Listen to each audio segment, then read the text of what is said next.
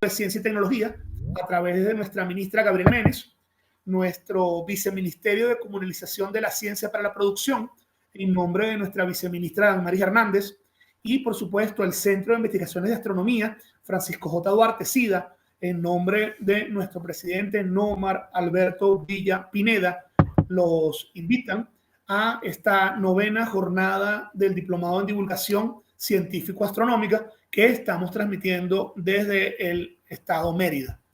En esta oportunidad, en este horario, tenemos a la profesora Gabriela García, quien nos acompañará con su charla del día de hoy, que lleva por título Evolución Estelar.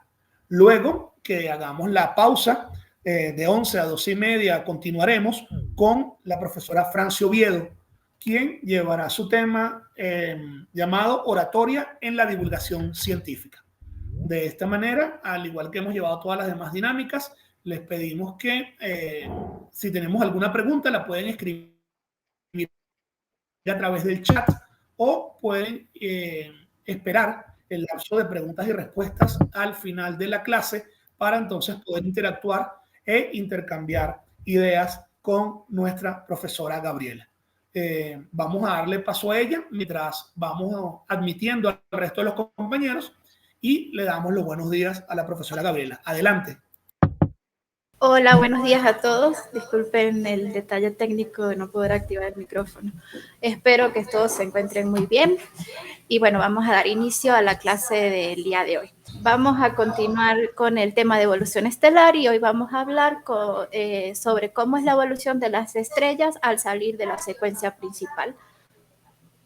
Posteriormente hablaremos un poco de las estrellas múltiples y también de las estrellas variables. Entonces, para retomar un poquito y recordar lo que hablamos en la clase de ayer, vuelvo a presentarles este diagrama en donde, bueno, recordemos que las estrellas se forman en una nube molecular en donde por acción de algún evento que pueden ser variados, como por ejemplo la explosión de las ondas de choques producidas por la explosión de una supernova, se varía la densidad de la nube molecular, haciendo que la fuerza de gravedad comience a interactuar entre las partículas de las nubes y comenzar a formar grumos que a medida que van acumulando materia y van acumulando, va aumentando la densidad y la temperatura en el centro hasta que llega en un momento que se dan las condiciones propicias para iniciar las reacciones nucleares en el centro de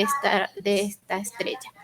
En el momento en que inician las reacciones nucleares, se dice que nace una estrella y además con el material que queda alrededor del disco, da origen a los planetas. Eso fue lo que hablamos más o menos en resumen la clase pasada. Entonces, una vez que la estrella inicia, vamos a hablar ahora sobre la evolución de las estrellas de baja masa principalmente. Vamos a comenzar hablando sobre la influencia de la masa estelar en el tiempo de vida de la estrella en la secuencia principal y cómo es la evolución de las estrellas de baja masa, que específicamente son las estrellas enanas rojas. Y cómo es el fin de estas estrellas, cómo mueren estas estrellas en una enana blanca. Antes de comenzar, quería mostrarles el diagrama HR que por alguna razón perdí y no coloqué en la clase pasada, que es este que está acá. En donde podemos evidenciar los caminos que sigue una estrella cuando evoluciona después de la secuencia principal. Esta franja que va desde el extremo superior izquierdo hasta el extremo inferior derecho es la secuencia principal, que tiene la forma como una S. En el momento en que la estrella inicia sus reacciones nucleares en el centro, dependiendo de la masa que logró acumular de la nube molecular, todo depende de cuánta materia inicial había en esta nube, ella entra en algún lugar diferente de la secuencia principal. En este diagrama tenemos representados los tres tipos de estrellas de los que vamos a hablar hoy. Las estrellas de baja masa serían representadas por este puntito rojo que está acá abajo, que serían las enanas rojas. Las estrellas como el Sol estarían representadas por esta estrella amarilla más o menos en el centro de la secuencia principal, y las estrellas muy masivas están representadas por esferita azul que está en la parte superior. Entonces, en este diagrama podemos evidenciar, creo que quedé en la parte que estamos identificando una enana roja en la parte inferior de la secuencia principal, una estrella tipo el Sol que está representada por la esferita amarilla y una estrella masiva que está representada por la esferita azul en la parte superior de la secuencia principal. Entonces, dependiendo de la cantidad de materia que había en la nube molecular de donde se originó la estrella, va a ser la cantidad de masa que esta estrella va a acumular. Por eso es que hay estrellas de distintos tamaños. Entonces, dependiendo de esta estrella, de esta masa acumulada, ella inicia su vida en diferentes regiones de la secuencia principal. En esta secuencia principal, la estrella pasa la mayor parte de su vida. Y ya cuando comienza a haber desequilibrio entre la fuerza de gravedad y la presión de radiación, ella comienza un camino evolutivo fuera de la secuencia principal. En este diagrama podemos ver el camino evolutivo que seguiría una estrella tipo solar representada por esta línea amarilla que está acá. Lo vamos a ver con un poco más de detalle más adelante, pero en líneas generales ella evoluciona hacia una estrella gigante roja y luego pasa a la fase nebulosa planetaria para bajar a la parte inferior del diagrama HR y finalmente morir como una enana blanca.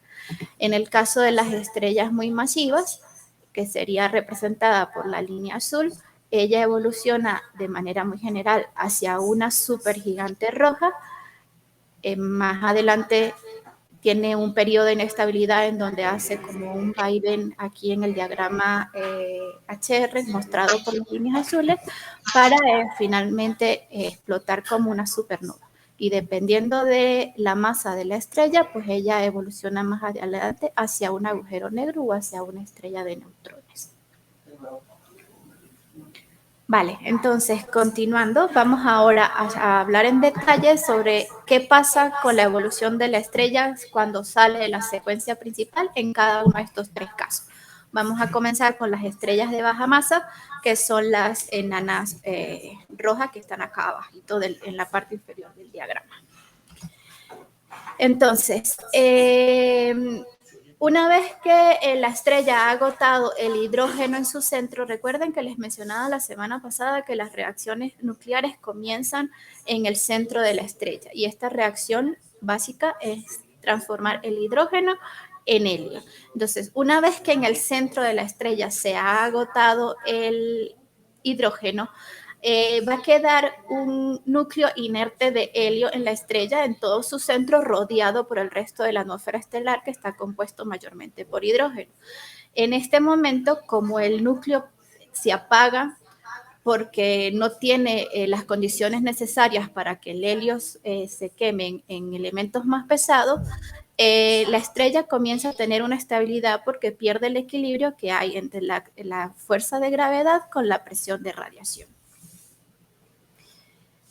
Entonces, en este momento, pues al perderse este equilibrio, ya la gravedad no es lo suficientemente fuerte para mantener al material de la estrella y la estrella comienza a expandir. Ella sale de la secuencia principal y forma una enana,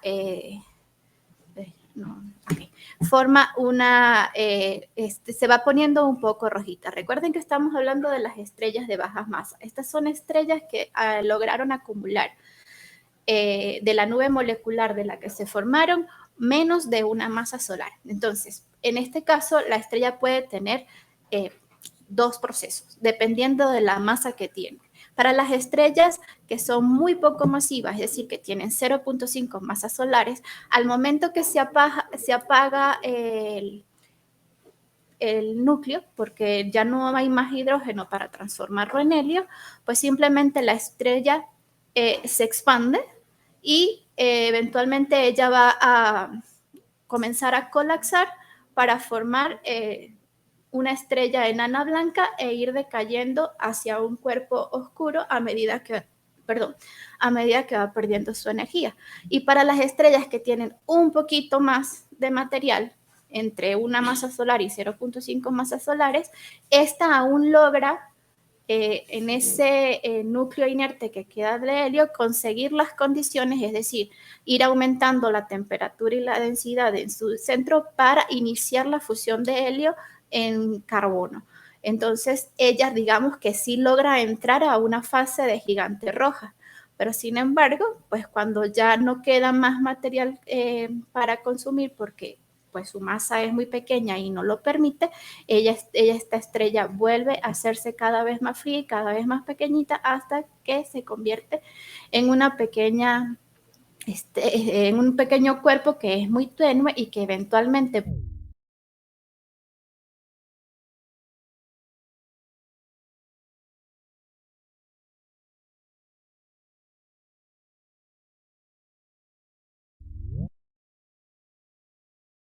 estrellas como el Sol tenemos secuencia principal, 3 fases o 3 momentos en la evolución de la estrella para hacer atención, que es la fase de gigantes rojas, la fase del flash de helio y la fase de nebulosa planetaria. Recuerden que aquí estamos hablando de estrellas que son un poco más masivas. Entonces, cuando esta estrella alcanza su fase de gigante roja, estamos hablando de una estrella que tiene una estructura similar a la que mostramos en el lado izquierdo, en donde hay un núcleo de helio, que como les dije mencionalmente es un núcleo inerte porque pues todavía no tiene las condiciones de temperatura y de presión necesaria para iniciar la combustión del helio, rodeada por una atmósfera que está ahora comenzando de hidrógeno, que ahora está comenzando a crear más helio. Para que tengan una idea, en la parte derecha de esta figura les muestro una relación más o menos del tamaño del Sol, que es la estrellita que está aquí amarillita en el centro, y el tamaño que logra alcanzar una estrella gigante y una estrella supergigante en relación con el tamaño de nuestro Sol. Las estrellas gigantes rojas son estas esferas, este círculo que está acá más pequeñito, que como lo vemos, estas son estrellas que típicamente logran alcanzar un tamaño en donde pasa un poco el tamaño de la órbita de la Tierra. Y en el caso de las estrellas supergigantes, que ya es este círculo rojo un poco más amplio, son estrellas que usualmente logran alcanzar el tamaño de hasta la órbita de Júpiter o quizás un poco más, o quizás dependiendo de la masa puede ser mucho más grande. Entonces, para que tengamos una relación de que el tamaño del que es nuestro Sol a escala con respecto al tamaño que puede alcanzar una estrella gigante y el que puede alcanzar una estrella supergigante. En el caso de las estrellas de masa intermedia, después de haber alcanzado su etapa de gigantes rojas, recuerden que quedaba un núcleo inerte de helio en el centro. A medida de que ya va aumentando más la temperatura nuevamente en este núcleo, recordemos que tenemos el núcleo rodeado por una capa de hidrógeno, en donde en esa capa de hidrógeno cercana al núcleo se sigue quemando hidrógeno en helio, pero cuando el núcleo alcanza la temperatura necesaria, ella comienza también a transformar el helio en elementos más pesados. Esta transformación la hace a través de un proceso distinto al que les había mencionado la semana pasada, que se llama el proceso triple alfa.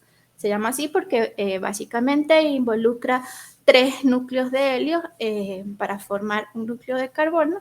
Y recordemos que a los núcleos de helio también se le llaman partículas alfa. Entonces, este proceso se llama el proceso triple alfa. Inicialmente en este proceso intervienen 2 núcleos de helio para formar el núcleo de berilio 8. Este núcleo de berilio 8 es un núcleo muy inestable que decae muy rápidamente. Pero bueno, debido a la gran cantidad de núcleos núcleos de helio que se van formando en el centro de la estrella, a pesar de que su tiempo de vida es muy corto porque decae muy rápidamente, igual da la oportunidad para que este núcleo vuelva a interactuar con otro núcleo de helio y así formar un núcleo de carbono 14. A medida que esto sucede, pues entonces ahora la estrella va a comenzar a formar un centro de carbono rodeado por una capa de helio, rodeada por una capa de hidrógeno, y así sucesivamente se van a ir formando más capas en la estrella. Entonces, hay un momento en que en la evolución de la estrella, hay un momento que esta conversión de helio en carbono se da de manera explosiva y se produce lo que nosotros llamamos en astronomía el flash de helio, en donde hay una gran liberación de energía en el momento en que estos flash ocurren. En este diagrama también les muestro, este es un diagrama HR también, y también les muestro dos bandas de la que me preguntaba alguien la semana pasada, no sé si esa persona estará conectada hoy, pero además de la secuencia principal, que es esta zona de acá, y de la zona de las supergigantes rojas y de las gigantes rojas, también se pueden ver que existen dos bandas en donde se ubican estrellas que están en esa transición de salir de la secuencia principal y alcanzar su estadio de gigantes o de supergigantes.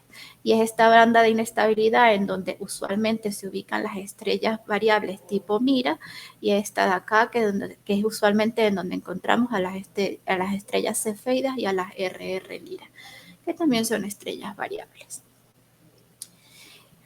Bueno, otro momento importante en la evolución de las estrellas de masa intermedia es el momento en que ya esa gigante no logra, es muy inestable, ha crecido mucho, ha expandido mucho su materia, no logra retener el material de sus capas y simplemente son expulsados y comienzan a formar lo que conocemos como nebulosas planetarias, en donde finalmente en el centro queda una estrella enana blanca, que es una estrella muy densa, en la que no se producen reacciones nucleares porque ya no tiene material para producir esta energía. Entonces simplemente queda como una estrella, un cuerpo muy denso que va emitiendo el remanente de luz que le queda, pero que eventualmente con el paso de los años, pues ella se va a enfriar y totalmente y va a quedar como un cuerpo negro o una enana negra.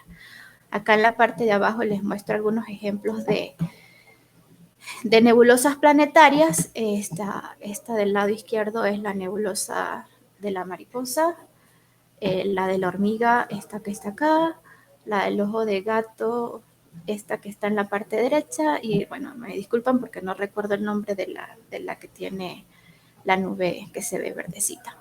Pero bueno, en este diagrama se muestra más o menos entonces cuál es toda la secuencia.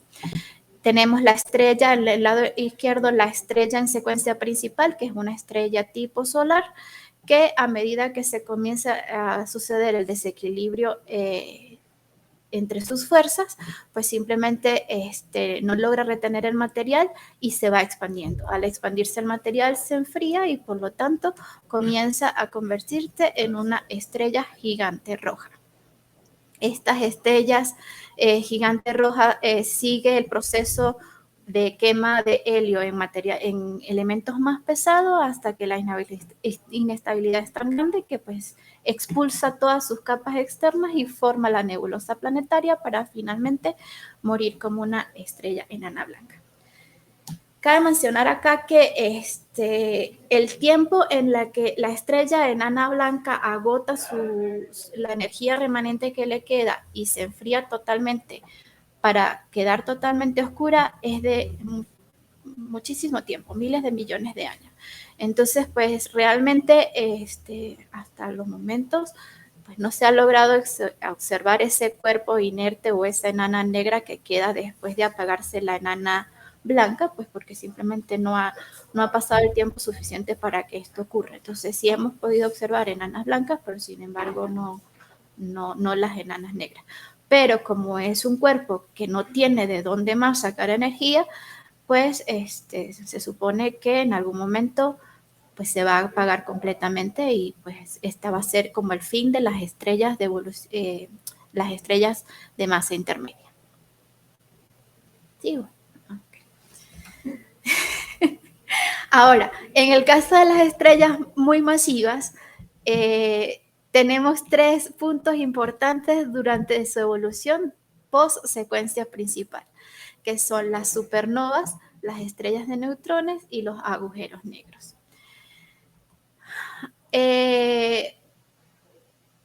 Bueno, como las estrellas de baja masa y masa intermedia básicamente viven el final de su vida como una enana blanca, lo puse aquí como un resumen del destino final de este tipo de estrellas. De ello no puedo decir mucho más, pero simplemente quería mostrarles dos ejemplos de estas enanas blancas. En la imagen superior, dentro de los cuadritos, yo no sé si por la calidad de su video logran verlo, pero hay dos puntos blancos muy tenues que representan dos estrellas enanas blancas que están en el cúmulo globular NGC 6791, que estas estrellas fueron capturadas por el telescopio espacial Hubble. Y en la imagen de la izquierda, en el cuadrito que está marcado, se ve un puntito blanco también, que representa la estrella enana blanca que tiene por nombre HD 62166, que se encuentra en el núcleo de la nebulosa planetaria NGC 2440, que está en la constelación de Puppis. Pero bueno, ahora hablando específicamente sobre los episodios importantes que suceden en las estrellas masivas post secuencia principal. Y uno de ellos es la supernova. Recuerden que les comenté en el caso anterior que la estrella va quemando entonces su material como por capas. Las estrellas muy masivas siguen más o menos la misma evolución que las estrellas intermedias hasta su etapa de gigante roja. El único detalle es que pues como ella tiene mucho más material que las estrellas de masa intermedia, pues tienen la capacidad de ir quemando cada vez más elementos, cada vez más núcleos en elementos más pesados. Entonces, a la final, el centro de las estrellas muy masivas va a estar compuesto por capas de diferentes elementos, en donde al final del proceso termina con un núcleo, en este caso de hierro, rodeados por núcleos de elementos cada vez más pesados. Entonces, como se muestra acá en estas imágenes de este lado de acá. Entonces, cuando el núcleo de la estrella, ahora que es muy masiva, está formado completamente de hierro, ella ya no tiene la capacidad de crear en el núcleo a través de las reacciones nucleares elementos más pesados. Entonces, bueno, en este momento la estrella comienza a ser muy inestable, sus capas externas comienzan a expandirse, convirtiéndose en una supergigante roja.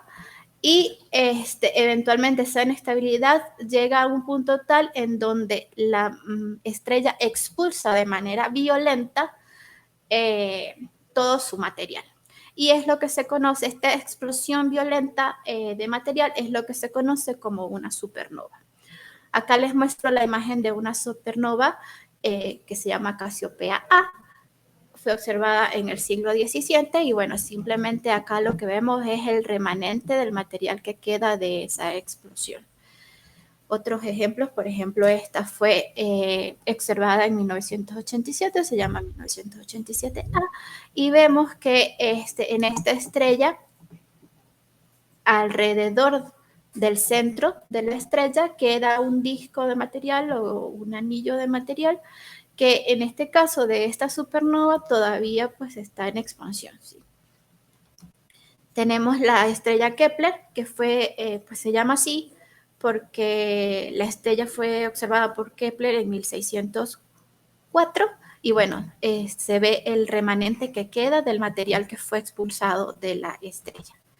Y acá también tenemos, acá se puede observar en esta imagen.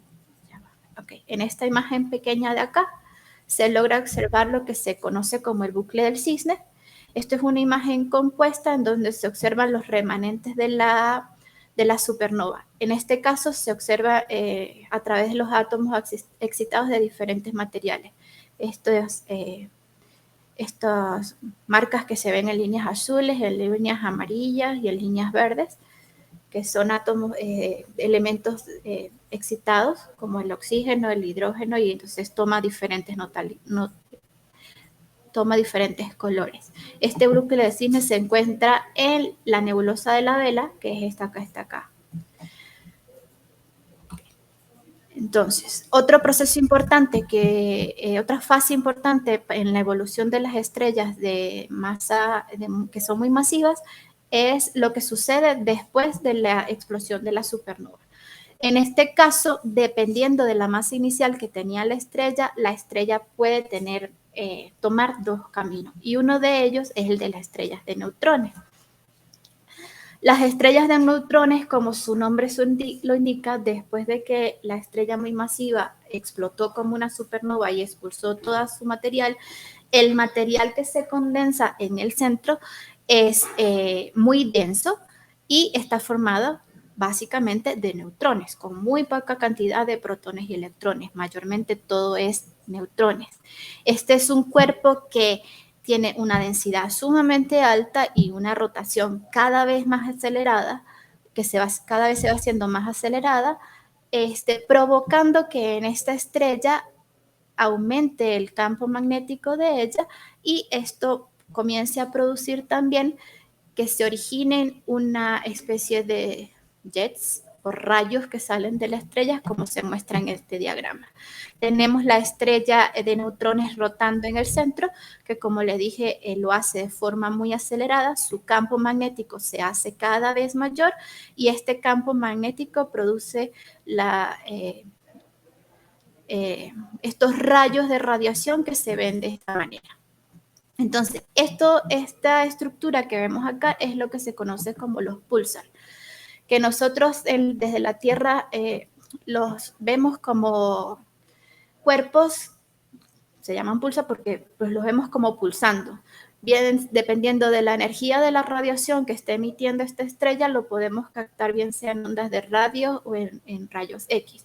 Pero como es una estrella que está rotando, y esto obviamente hace que cambie la posición de este rayo de radiación que está emanando de ella, los vemos como si en algún momento el pulsar se apagara o el pulso se encendiera, como que se apaga y se enciende. Entonces esto hace que lo veamos pulsar y pues le dimos ese nombre de pulsar, pero básicamente son estrellas de neutrones que emiten estos pulsos regulares debido a su rotación.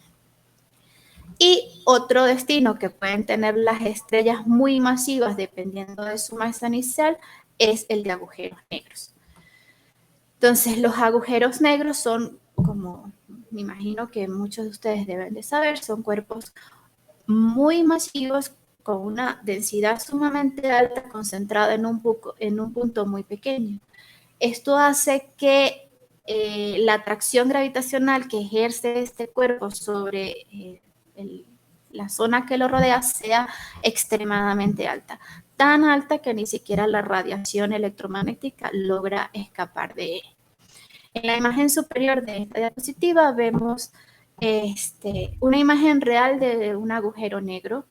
Es la primera que se ha tomado, no recuerdo la fecha, pero fue hace unos añitos atrás, fue hace poco, y este agujero negro se encuentra en el centro de la galaxia M87. Esta es la foto del agujero negro y ese agujero negro está en esta zona de la galaxia. Ahora, un detalle que quería comentarles, por ejemplo, tiene que ver con estos dos diagramas que están en la parte inferior. Estos dos diagramas de la parte inferior representan lo que sucede con los agujeros negros cuando la estrella que explotó como una supernova y formó el agujero negro formaba parte de un sistema binario. En el caso perdón por el error ortográfico que hay ahí. En el caso del material, cuando va cayendo hacia el centro del agujero negro, este material lo va haciendo siempre en forma como un disco de acreción que va rotando alrededor del agujero negro y va cayendo progresivamente hacia el centro. Cuando este material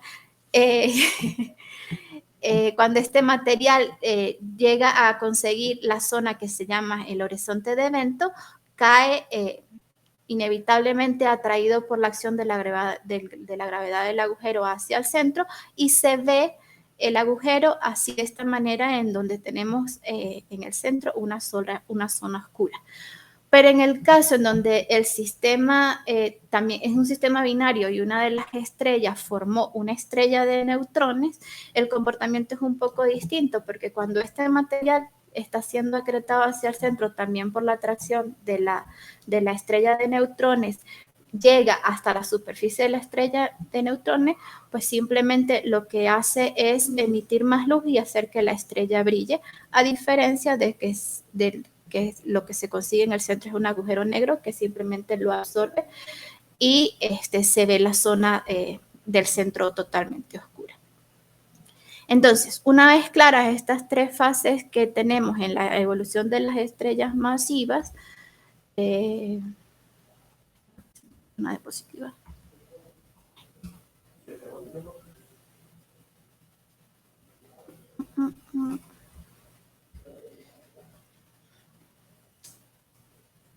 Bueno, se me perdió una diapositiva en donde estaba el diagrama completo de la evolución de las estrellas muy masivas. Es un diagrama similar a este. Es un diagrama similar a este, la evolución pero para las estrellas muy masivas. Las estrellas muy masivas igualmente se enfrían y pasan a formar una gigante roja, pero en lugar de explotar como de formar una nebulosa planetaria, explotan como una supernova. Y al momento de explotar como una supernova, dependiendo de la masa que queda en ese remanente central, ella va a evolucionar como una estrella de neutrones o como un agujero negro. Ahora sí.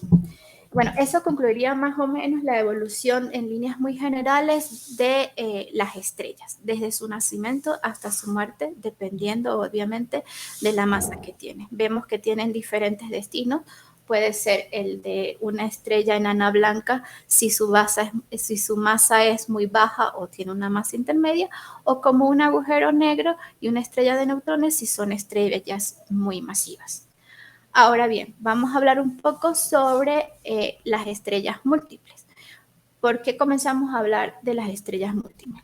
Porque en realidad cuando en una nube molecular se están formando estrellas, se da más frecuentemente el caso que se formen varias estrellas a la vez y que estas estrellas queden ligadas gravitacionalmente. Al quedar ligadas gravitacionalmente, estas estrellas comienzan a formar parte de un sistema. Y por eso llamamos que hay estrellas que llamamos estrellas múltiples. ¿Por qué múltiples? Porque puede haber desde 2 estrellas que estén ligadas gravitacionalmente hasta 3, 4, 5 y después mucho más cuando hablamos en el caso de los cúmulos, en donde tenemos cientos de estrellas ligadas gravitacionalmente. Vamos a enfocarnos acá ahora en el caso más sencillo, que es el caso de las estrellas binarias, que son 2 estrellas que están ligadas gravitacionalmente y cómo se evolucionan estas estrellas. Entonces, como les dije, las estrellas binarias están ligadas gravitacionalmente a diferencia, por ejemplo, de los que llamamos las constelaciones. Sabemos o conocemos que las constelaciones pues, son estas agrupaciones de estrellas que hicieron en su mayoría las antiguas civilizaciones, en donde formaron figuras en el cielo.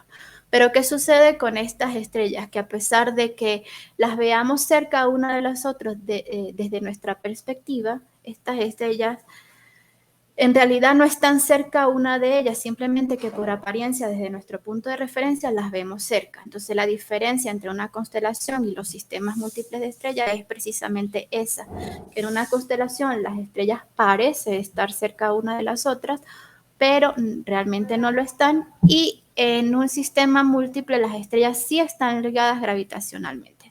En esta fotografía de la izquierda tenemos un ejemplo de un sistema múltiple que está formando por una gigante amarilla y por una estrella enana azul, que son estas 2 estrellitas que están acá. Ahora, estos sistemas, como le dije, pueden ser muy variables y su movimiento pues, va a depender también de cómo son esas estrellas que forman el sistema. Si estas estrellas tienen igual masa, ellas van a rotar una alrededor de la otra, alrededor de su centro de gravedad, como lo vemos en este diagrama que está acá. Pero si sucede que una de las dos estrellas es más masiva que la otra, pues obviamente ese centro de gravedad va a moverse. Incluso llegando a estar, si la estrella más grande es muy masiva, dentro de la propia estrella masiva y dando la impresión de que en realidad tenemos una estrella rotando alrededor de la otra. Pero, ¿qué sucede? Esto, digamos que serían pues las dos posibilidades que tenemos si tenemos un sistema binario. Pero, ¿qué sucede si tenemos más de dos estrellas? Pues que a veces el movimiento se puede complicar de muchas maneras y pueden haber incluso varios centros de gravedad, como por ejemplo el último caso que mostramos aquí en el diagrama, en donde tenemos una binaria doble. Esto quiere decir que aquí, pues digamos, habrían tres centros de gravedad. Tenemos dos estrellas, una rotando alrededor de la otra, otro sistema binario rotando una alrededor de la otra y ambos sistemas binarios rotando alrededor de un centro de gravedad común. Entonces, estos movimientos de sistemas de más de dos estrellas pueden ser tan simples o complicados como el universo se le haya ocurrido. Todo depende obviamente de la masa de la estrella y del movimiento y el momento angular que adquirieron en su inicio para poder determinar cuáles iban a ser sus centros de gravedad y cómo iba a rotar el sistema en líneas generales. Ahora, ¿qué sucede con la evolución de estas estrellas que forman parte de un sistema binario? Obviamente cada estrella individual va a evolucionar de diferentes maneras según su masa, como lo explicamos anteriormente. Si son estrellas de baja masa, de masa intermedia, o si son estrellas muy masivas, cada una tiene su evolución. Pero si ahora ellas comienzan a formar parte de un sistema, como por ejemplo el que tenemos acá en la parte inferior, en donde tenemos una estrella gigante amarilla y también tenemos una estrella más pequeña azul, la evolución se puede complicar de cierta manera e ir cambiando un poco las líneas generales que les acabé de explicar hasta hace un momento. Porque, ¿qué sucede? Que, por ejemplo, si tenemos una estrella muy masiva como esta amarilla que está acá, con una estrella más pequeña rotando alrededor de ella, en el momento en que esta estrella masiva comience a perder material, a expandir sus capas externas y hacerse más grande, es posible que por la acción de la gravedad la otra estrella comience a jalar material de la estrella que lo está perdiendo. Y esto hace que la evolución de la estrella, en este caso azul, comience a cambiar. En este caso, si por ejemplo tenemos, bueno, en este caso no, pero si tuviésemos, por ejemplo, una estrella de neutrones que está girando alrededor de otra estrella muy masiva, en el momento en que la estrella de neutrones comienza a adquirir el material que la otra está perdiendo, puede... Entonces, ¿cómo se detectan estas estrellas binarias? Tenemos varias formas de detectarlas y pues todo depende de las condiciones de la estrella. Una de ellas es de manera visual y esto es simplemente a veces a simple vista o a veces con la ayuda de un telescopio, es cuando observamos una estrella y al magnificar la imagen que estamos viendo de ella, pues simplemente logramos distinguir dos. Otro caso es el de binaria espectroscópica. Las binarias espectroscópicas se detectan a través del análisis de sus espectros. Y es porque en el espectro de estas estrellas comienza a parecer como si se hubiese duplicado. Y esto es porque sencillamente lo que estamos captando en el espectro es el espectro de dos estrellas en uno solo. Y en el caso de las binarias eclipsantes, que son el caso que tenemos acá en el lado derecho, ocurre porque sucede un eclipse, por decirlo de alguna manera, en el movimiento de las estrellas. Tenemos una estrella que está rotando alrededor de las otras y obviamente hay momentos en su rotación que va a estar bien sea frente a la estrella o bien sea atrás de la estrella. En el momento de que este eclipse sucede, pues hay una disminución en la luminosidad de la estrella. Cuando tenemos, tenemos una curva de luz similar a la que aparece acá, ¿sí?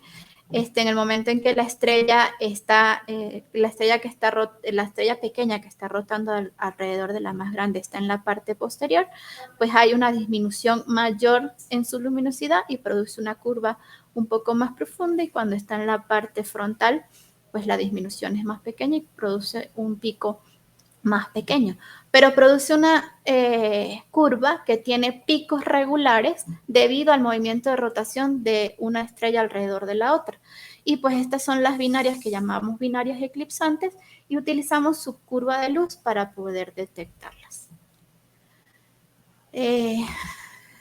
Finalmente, pues bueno, también vamos a hablar de las estrellas variables y cuál es la causa, bueno, la causa no, los tipos de estrellas variables que podemos conseguir.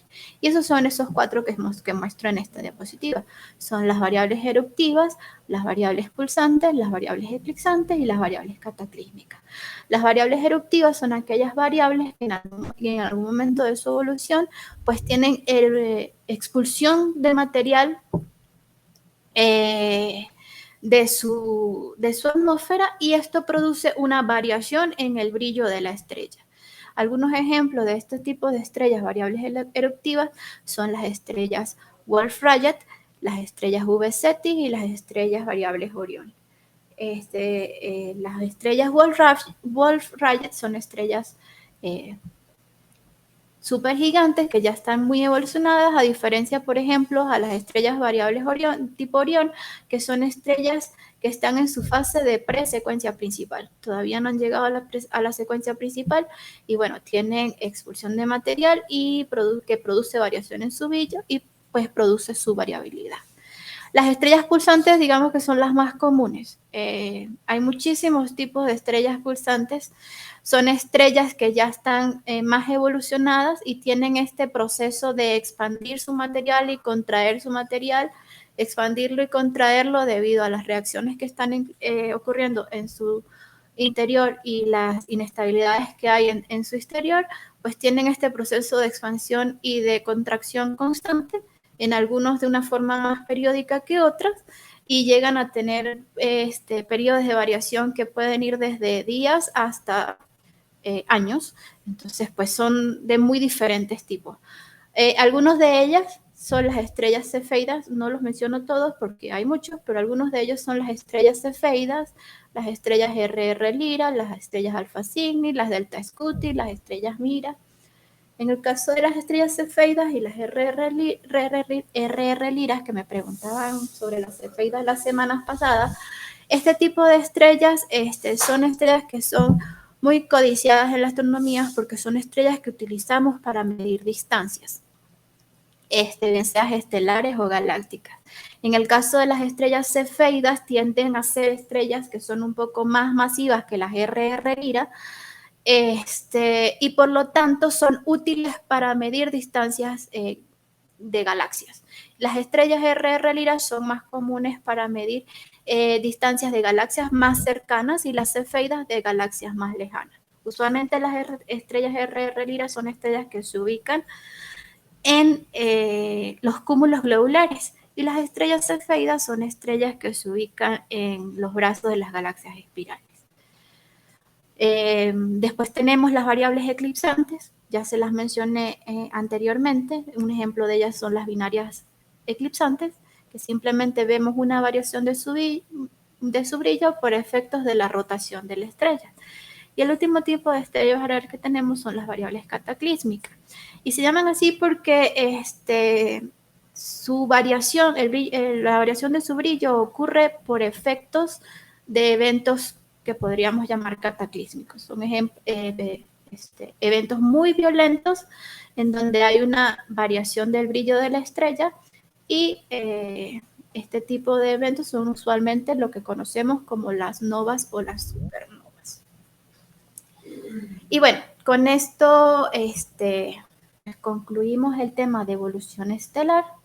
La semana que viene continuaremos con el tema de cosmología. Y bueno, espero que les haya dado una visión un poco más clara sobre cómo nacen y evolucionan las estrellas en el universo y cómo se van agrupando en diferentes formaciones en él. No sé si ahora tienen algún tipo de preguntas, dudas, y pues bueno, los voy leyendo. Buenos días, profe. Creo que, bueno, debe levantar la mano. ¿Cómo está, profe? Pues yo quería hacer una pregunta específicamente sobre las estrellas binarias. Lo que quería saber era porque, si por casualidad... No logro ver si hay preguntas. Aquí hay personas con la... Ah, disculpe, es que están arreglando aquí en mi casa.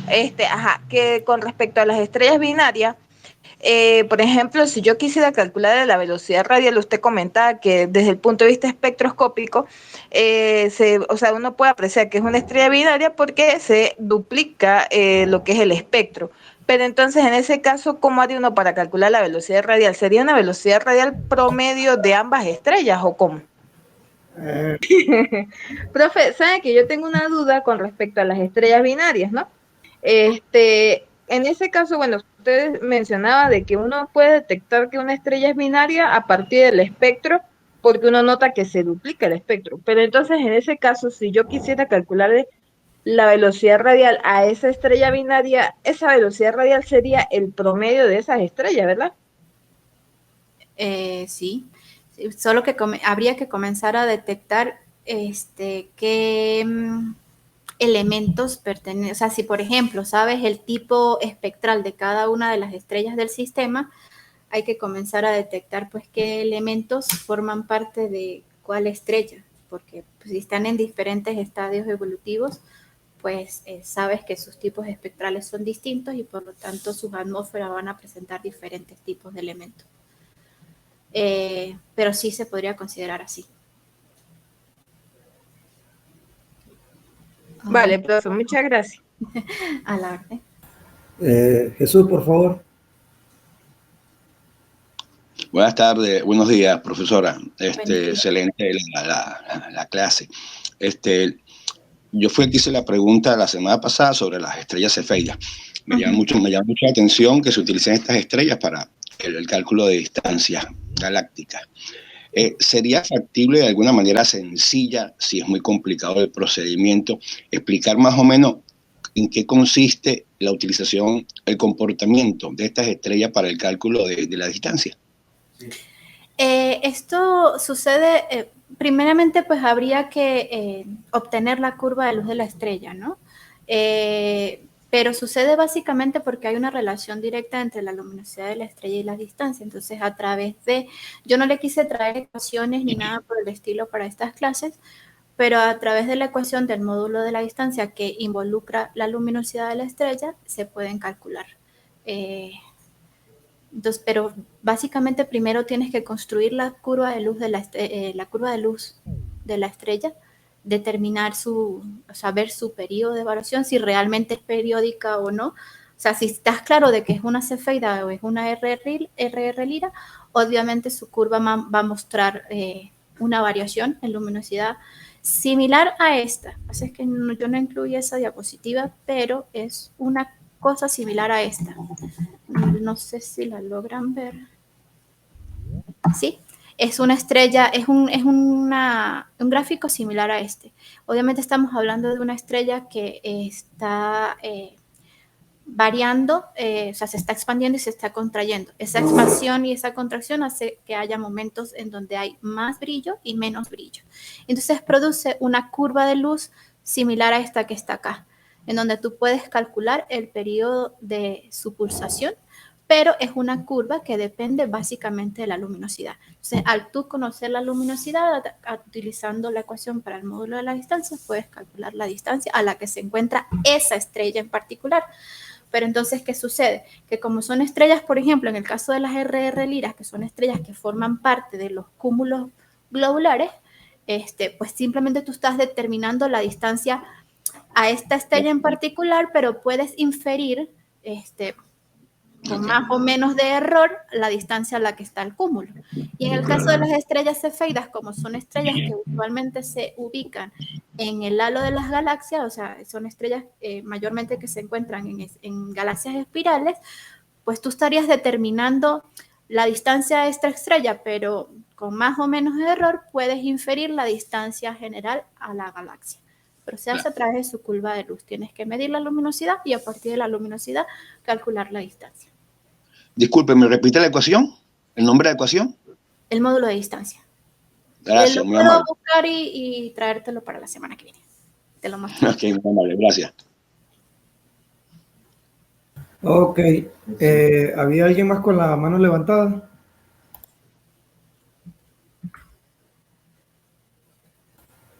Si Siendo de esta forma, damos las gracias a la profesora Gabriela García por haber participado en la 9ª semana del diplomado. Tomamos un receso hasta las 11 de la mañana y vamos a ver si solucionamos el problema que tenemos con la conectividad. De todas maneras, pues será informado. Muchísimas gracias a todos. Bueno, muchas gracias a todos por estar en la clase de hoy y nos vemos la semana que viene para... Disculpa, Juan Carlos levantó la mano y María Eugenia. No sé si es por la internet que tenemos. Si quieren responderle a Juan Carlos y a María Eugenia. Adelante, Juan Carlos. Saludos. Gracias. Hola, buenos días. ¿Cómo está, profesora? Carlos, Buenos saludos por allá. Profesora, a mí en lo particular pues me encanta mucho el tema de las estrellas binarias, ¿no? Más que saber que Herschel fue uno de los que dio su definición, ¿no? Hace más de 2 siglos ya. Tú nos hablaste, profesora, de las estrellas binarias visuales, la forma de determinarlas, de detectarlas, sí. De detectarlas, exacto, las eclipsantes, pero me llama mucho la curiosidad el tema de las astrométricas y las espectroscópicas, ¿no? La diferencia que hay entre ellas y finalmente el tema de aquellas que por la visual que tenemos pareciera que están teniendo alguna interacción gravitacional entre ellas, pero en realidad están muy distanciadas, pero solo por la perspectiva que tenemos desde la Tierra o desde el sistema solar, pues parece que están, pudiéramos clasificarlas como binarias, pero en efecto no son. Es un tema ya de perspectiva, ¿no? Sí. Mi pregunta orientada a eso, profe, es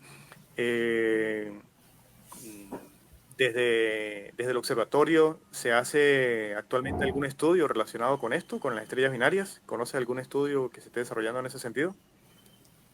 Pues la verdad no tengo conocimiento sobre si están estudiando particularmente estrellas binarias en este momento. Creo que no. Desde acá del observatorio de Llano del Hato, creo que no. No, realmente no sé si hay estudios en otras áreas ahorita, porque sé que, bueno, creo que los telescopios están en materia de investigación los realizo con observaciones de otros observatorios, no el del Llano del Hato. Entonces no estoy muy informada sobre qué están estudiando actualmente desde acá, pero lo averiguo y te lo comento la semana que viene. Sí, profe, gracias, muy amable. Por favor, María Eugenia. Buenas tardes. Buenos días, la cosa. Excelente la clase. De verdad, no quería hacer ninguna pregunta, solo que moví el táctil de mi laptop y se activó. Ah, ok, está bien. Bueno, muchas gracias de igual forma. Agradecido a todos por haber participado el día de hoy. Ya tomamos un receso hasta las 11 de la mañana para que la profesora Franci Oviedo inicie su charla. Muchas gracias, profesora Gabriela, por haber participado.